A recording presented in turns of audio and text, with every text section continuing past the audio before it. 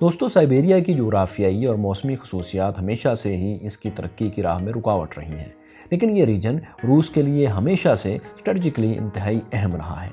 یہ علاقہ اپنے سخت موسم کی وجہ سے ہر طرف سے کسی بھی قسم کی دراندازی سے محفوظ رہا ہے۔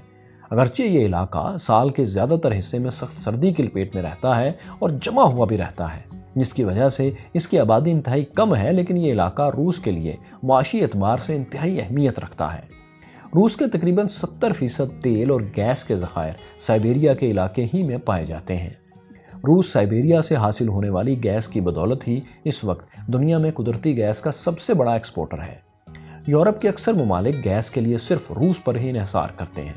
اس کے علاوہ سائبیریا میں نکل، گولڈ، ڈائمنڈ، لیڈ اور کوئلے کے بہت بڑے ذخائر بھی پائے جاتے ہیں، جو روس کو ان تمام معدنیات کا ایک بڑا ایکسپورٹر بناتے ہیں۔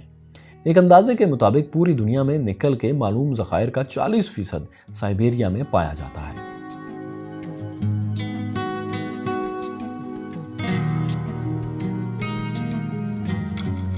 سائبیریا اگرچہ روس کے 3/4 رقبے پر پھیلا ہوا ہے، لیکن اس علاقے میں آباد لوگ روس کی کل آبادی کا محض 23% ہے۔ یہاں پر آبادی کے کم ہونے کی وجہ بھی ظاہر ہے یہی ہے کہ یہاں کے سخت موسم کو جھیلنا کسی عام انسان کے بس کی بات ہی نہیں۔ ایسے میں یہاں آباد لوگوں میں سے بھی اکثر روس کے مغربی علاقوں یا کسی دوسرے ملک کی طرف ہجرت کر جاتے ہیں۔